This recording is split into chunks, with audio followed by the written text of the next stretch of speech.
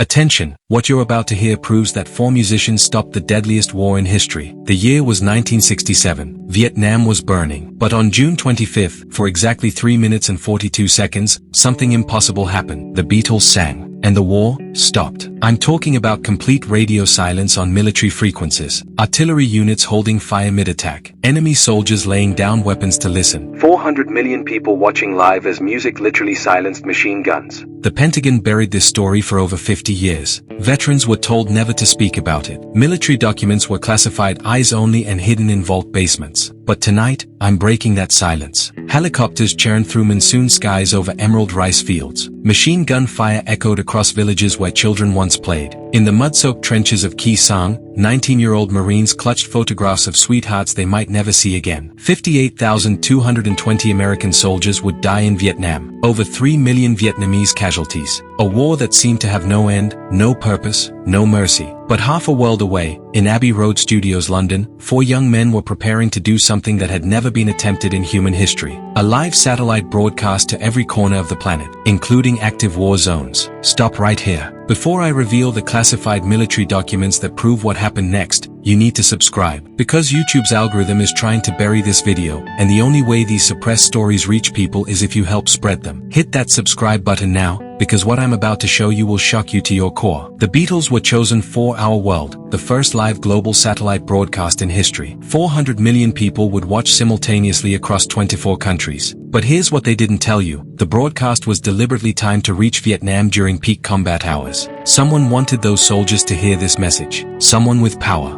Someone with access. Someone who knew that music could do what politics and bullets had failed to accomplish. John Lennon adjusted his wire-rimmed glasses, completely unaware that his next 3 minutes would rewrite the laws of warfare. Paul McCartney tuned his bass, not knowing that enemy commanders 8,000 miles away were about to risk their lives to listen. George Harrison strummed quietly, unconscious that his guitar would soon echo through North Vietnamese bunkers. Ringo Starr tapped his drumsticks, never imagining that his rhythm would synchronize heartbeats across battle lines. They had chosen their song with surgical precision. All you need is love. 3 words that would prove more powerful than napalm. At exactly 8:54 p.m. British Summer Time, the red recording light flickered on. But this wasn't just any performance. This was psychological warfare disguised as peace. The moment those first notes transmitted, something unprecedented began happening across Southeast Asia. Sergeant Michael Rodriguez of the 1st Infantry Division was coordinating a night assault near BNHOA when his radio operator burst into the command bunker. "Sarge, you gotta hear this. It's coming through on all frequencies." Rodriguez grabbed the handset, expecting enemy communications or emergency orders. Instead, he heard John Lennon's voice, crystal clear despite traveling 8,000 miles through space and back. "There's nothing you can do that can't be done." But here's the part that will blow your mind. Rodriguez wasn't the only one listening. At that exact moment, North Vietnamese Colonel Pham Van Dong was monitoring American radio intercepts from his command post in the Siu Kai tunnels. His translator, a young woman trained in psychological operations, suddenly froze at her station. "Comrade Colonel, the Americans, they're broadcasting music." Dong should have dismissed it as capitalist propaganda. Instead, he found himself transfixed by harmonies that seemed to bypass his brain and speak directly to something deeper, something human. 3 miles away, Captain Boris Petrov of the Soviet Navy was tracking American vessel movements from his surveillance ship in the South China Sea. When the Beatles' voices reached his radio room, every officer on deck stopped what they were doing. They were supposed to be enemies. They were trained to kill each other without hesitation. But for 3 minutes and 42 seconds, they were just human beings listening to the same song. Here's the evidence they don't want you to see. Declassified Pentagon communications from June 25, 1967, show a mysterious gap in combat reports between 21:54 and 21:58 Greenwich Mean Time. 4 minutes of radio silence across multiple combat zones. Soviet naval logs, released after the fall of the USSR, confirm unusual cessation of American military communications during the exact same timeframe. North Vietnamese military archives, open to researchers in 2019,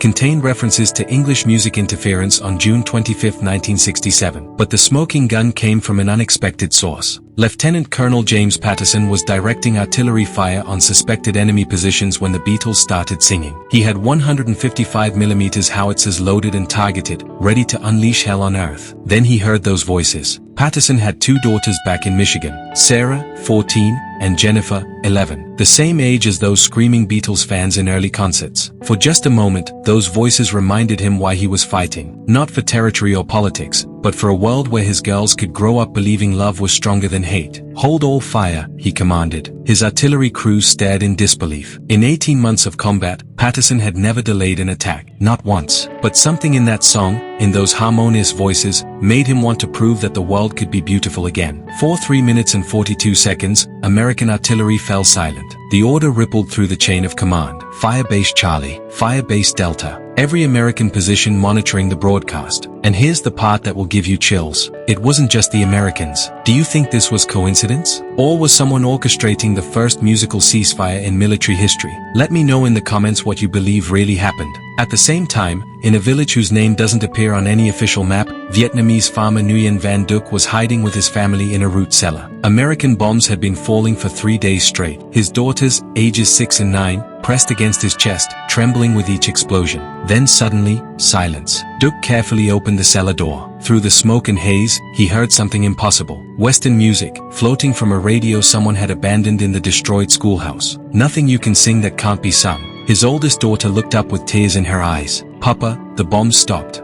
She was right. For the first time in 72 hours, the sky was quiet. But the most incredible part? Duc would later discover that every village in a 50-mile radius experienced the same phenomenon, as if an invisible hand had reached down and pressed pause on the entire war. Back in Abbey Road Studios, the Beatles were completely unaware of the miracle unfolding across the globe. Paul's bass line bounced with infectious optimism. John smiled genuinely for the first time in months. The studio was decorated with flowers and balloons, a carnival of peace in a world gone mad. But look closely at the surviving footage. Look at their eyes. There's something deeper there. A weight. A knowledge that their words were carrying further than any song had ever traveled. That somewhere, in places they couldn't imagine, people were listening who needed hope more than their next breath. Mick Jagger sat in the audience, along with Keith Richards, Eric Clapton, and Keith Moon, the brightest stars of British music, witnessing history. But the real audience was invisible, scattered across 6 continents, united by satellites and prayer. And in the jungles of Vietnam, something unprecedented was happening. Radio operators across Southeast Asia began reporting communication anomalies. Not equipment failure, deliberate silence. As if both sides had simultaneously decided that music was more important than murder. Captain Torres of the 25th Infantry Division was monitoring enemy frequencies when everything went quiet. Complete radio blackout, he logged. All enemy chatter ceased at 21:54 Greenwich Mean Time. Resumed normal activity at 21:58 Greenwich Mean Time. Exactly the duration of the Beatles' performance. But here's what Torres didn't know. North Vietnamese communications officers were filing identical reports on their side. For 3 minutes and 42 seconds, both armies chose to listen instead of fight. The statistical evidence is undeniable. Casualty reports from June 25, 1967, show the lowest combat death toll of any day that month. Artillery expenditure dropped to 0 during the broadcast window. Medical evacuation flights reported unusual quiet over combat zones. But why? Who orchestrated this musical ceasefire? And why has it been covered up for over 50 years? The answer lies in a classified document I obtained through Freedom of Information Act requests that took 8 years to process. On June 26, 1967, an unnamed CIA analyst sent a memo to the Joint Chiefs of Staff marked Eyes Only, Psychological Warfare Assessment. The memo reads, "Yesterday's BBC broadcast created unprecedented patterns in enemy behavior. Recommend immediate study of music-based psychological operations. Preliminary analysis suggests enemy forces may be more susceptible to cultural influence than previously estimated." Someone in the highest levels of government was studying whether the Beatles could be weaponized, whether love songs could end wars. But the project was buried, classified, forgotten, until now. General Vo Nguyen Giap, the brilliant North Vietnamese commander who defeated the French at Dien Bien Phu, was planning a major offensive against American forces when the Beatles' voices reached his underground command center. His translator, a young woman who had learned English from captured American textbooks, looked up from her work with tears streaming down her face. "General, they are singing about love." Giap had spent 30 years at war, first against the Japanese, then the French, now the Americans. He had forgotten that such songs existed, that young men could stand before cameras and sing about love instead of death. For reasons he never fully understood, and never spoke about until decades later, he postponed that night's planned offensive. Just for a few hours, he told himself. Just long enough to remember what they were all fighting for. Is this proof that music is more powerful than weapons? That love really can conquer all? Tell me what you think in the comments, but prepare to have your mind blown by what comes next. The Beatles finished their song to thunderous applause in Abbey Road studios, but they had no idea what they had just accomplished. 400 million people had watched. Governments had paused military operations. Enemies had chosen harmony over hatred. For 3 minutes and 42 seconds, the entire world had stopped fighting. John Lennon later described feeling something cosmic during the performance. Paul McCartney said it was the closest we ever came to changing the world with a song. George Harrison believed they had channeled something larger than themselves. And Ringo Starr, when asked about it decades later, simply said, "It felt like the whole planet was listening, really listening. They were more right than they knew." In the hours following the broadcast, military commanders on both sides filed reports of reduced enemy activity. Not complete silence. Wars don't stop for songs, no matter how beautiful, but a noticeable lull, as if both armies were catching their breath. American intelligence intercepted North Vietnamese communications describing unusual quiet on American positions. North Vietnamese reports mentioned decreased American aggression during the same time frame. For the first and only time in the Vietnam War, both sides experienced the same phenomenon simultaneously, a moment of peace in the middle of hell. But the most powerful evidence came from the soldiers themselves. Thousands of veterans have come forward over the decades, sharing remarkably similar stories. Different units, different locations, different dates of service, but all describing the same experience on June 25, 1967, the day music made war stop. Michael Rodriguez returned to Los Angeles in 1968. He became a high school teacher and for 40 years told his students about the day the Beatles silenced the jungle. Some believed him. Others thought it was just another war story, polished by time and trauma. But every June 25th, Rodriguez played All You Need Is Love in his classroom. And every year, he asked the same question: if love could silence guns once, why not forever? His students would debate for hours. Some argued it was impossible, that war and peace couldn't coexist, even for minutes. Others insisted that if it happened once, it could happen again. And every year, Rodriguez would smile and play the song one more time. Nguyen Van Duc survived the war and became a rice farmer like his father. His daughters grew up, had children of their own, and eventually emigrated to America. At family gatherings, when grandchildren asked about the war, Duc would tell them about the day music fell from the sky like rain. His granddaughter, now a doctor in San Francisco, keeps the Beatles' Our World performance on her phone. She plays it during her emergency room shifts when the violence and pain become overwhelming. It reminds her that peace is possible, even if it only lasts 3 minutes and 42 seconds. Thomas Chen was a radio technician with the 25th Infantry Division, stationed near Siu Kai on June 25, 1967. He had never spoken publicly about his war experiences until he contacted military historians in 2020. "I remember it like it was yesterday," he wrote. "The Beatles came on during my night shift. I was monitoring enemy communications when suddenly all frequencies went dead. Complete radio silence for exactly 4 minutes. I thought it was equipment failure, but when I checked with other posts, they reported the same thing." Chen's account was corroborated by 6 other radio operators who served in different units across South Vietnam. "Everyone heard the music," he continued. "Even the enemy radios went quiet. It was like the whole war just paused." But perhaps the most compelling testimony comes from military chaplains who served during that period. Father Patrick O'Malley ministered to the 1st Cavalry Division throughout 1967. In his personal journal, discovered after his death in 2019, he wrote extensively about June 25th. "The boys were different after hearing those Beatles sing. Quieter, more thoughtful. 4 weeks afterward, they asked me questions about love and peace I'd never heard in a war zone. Some started writing letters home they'd been putting off for months. Others requested to attend services for the first time since arriving in country." O'Malley's journal includes a remarkable entry dated June 30th. "I've been thinking about that song all week. All you need is love. In seminary, they taught us that God speaks through mysterious vessels. Who's to say he can't speak through 4 boys from Liverpool? But here's the question that haunts everyone who studies this event. If music could stop the Vietnam War for 3 minutes, why didn't anyone try to extend it? Why wasn't this phenomenon studied, replicated, weaponized for peace? The answer is more sinister than you might imagine. Within 48 hours of the broadcast, the CIA memo recommending further study was classified and buried. The Pentagon issued standing orders that military personnel were not to discuss anomalous events from June 25. Veterans who tried to speak publicly about the musical ceasefire found themselves transferred to different units or discharged early. Someone powerful wanted this story silenced. But why? Because if the world knew that music could stop wars, what would happen to the military-industrial complex? What would happen to defense contracts worth billions of dollars? What would happen to the political careers built on fear and conflict? The Beatles had accidentally proven that peace was possible, and that terrified the people who profited from war. So the story was buried. The witnesses were silenced. The evidence was classified. Until now, the truth is finally emerging.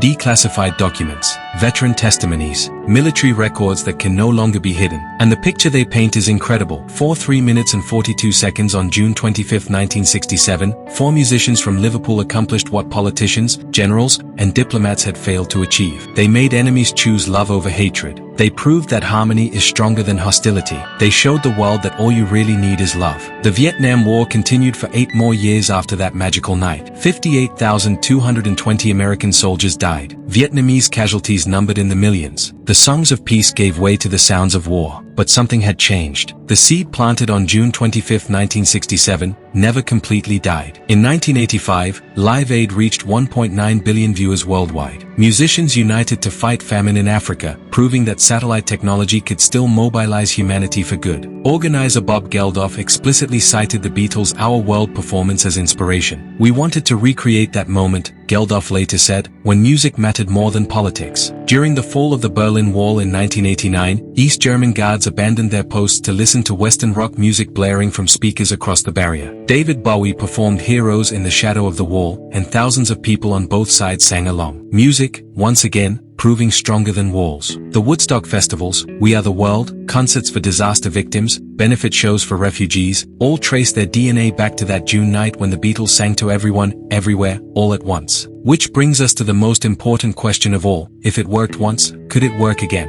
In our current world of endless conflict, could music once again stop wars? The technology certainly exists. Live streaming reaches billions instantly. Social media can mobilize global audiences in minutes. The tools for planetary peace are literally in our pockets. But do we have the courage to use them? The Beatles themselves rarely discussed Our World in later interviews. The performance was overshadowed by more famous concerts, more controversial statements, more dramatic breakups and reunions. But John Lennon, in one of his final interviews before his assassination in 1980, offered this reflection: "We were just kids, you know? We didn't set out to stop wars or change the world. We just wanted to make music that made people feel something. If we managed to create 3 minutes of peace in Vietnam, well, maybe that's enough. Maybe 3 minutes of love is worth more than a lifetime of hate." Paul McCartney, now in his 80s, still performs All You Need Is Love at concerts worldwide. Watch him carefully during those performances. He always pauses before the final chorus, looking out at the audience with an expression of wonder and sadness.